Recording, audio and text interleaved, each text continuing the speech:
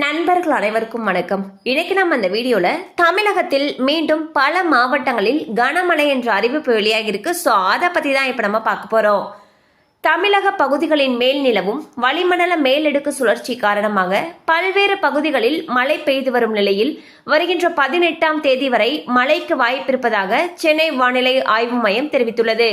இந்நிலையில் தமிழகத்தில் 8 மாவட்டங்களில் கனமழைக்கு வாய்ப்பிருப்பதாக வானிலை ஆய்வு மையம் தெரிவித்துள்ளது. அதன்படி தமிழகம், புதுச்சேரி மற்றும் காரைக்கால் ஆகிய பகுதிகளில் லேசானது முதல் மிதமான மழைக்கு வாய்ப்பிருக்கிறது.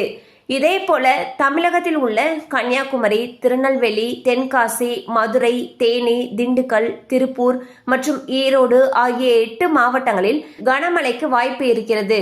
இதனைத் தொடர்ந்து வருகின்ற 14ஆம் தேதி கன்னியாகுமரி, திருநெல்வேலி, தென்காசி, மதுரை, திண்டுக்கல், திருப்பூர், ஈரோடு, சேலம், தர்மபுரி, கிருஷ்ணகிரி, திருப்பத்தூர் ஆகிய மாவட்டங்களில் கனமழைக்கு வாய்ப்பிருக்கிறது. அதன் பிறகு கோவை மற்றும் நீலகிரி ஆகிய மாவட்டங்களில் மிக கனமழைக்கு வாய்ப்பிருக்கிறது. மேலும் சென்னையை பொறுத்தவரை அடுத்த 48 மணி நேரத்திற்கு வானம் மேக மூட்டத்துடன் காணப்படுவதோடு இடி மின்னலுடன் கூடிய லேசான மழைக்கு வாய்ப்பிருப்பதாகவும் தெரிவிக்கப்பட்டுள்ளது.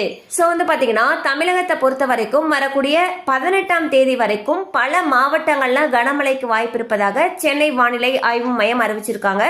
அந்த வகையில் பார்க்கும் பொழுது கன்னியாகுமரி, திருநெல்வேலி, தென்காசி, மதுரை, திண்டுக்கல், திருப்பூர், ஈரோடு, சேலம், தர்மபுரி, கிருஷ்ணகிரி, திருப்பத்தூர் ஆகிய மாவட்டங்கள்ல கனமழைக்கு வாய்ப்பு இருக்குன்னு சொல்லியிருக்காங்க. அண்ட் கோவை, நீலகிரி ஆகிய மாவட்டங்கள்ல மிக கனமழைக்கு வாய்ப்பு இருப்பதாக சென்னை வானிலை ஆய்வு மையம் அறிவிச்சிருக்காங்க. கண்டிப்பா அந்த அப்டேட் உங்களுக்கு பயனுள்ளதாக இருந்திருக்கும் நம்புறோம். மேலும் இது போல அப்டேட்ஸ் உங்களை உடனே ரீச் ஆகணும்னு நினைச்சீங்கன்னா நம்ம சேனலோடு தொடர்ந்து இணைந்திருங்கள். தேங்க்யூ ஃபார் வாட்சிங்.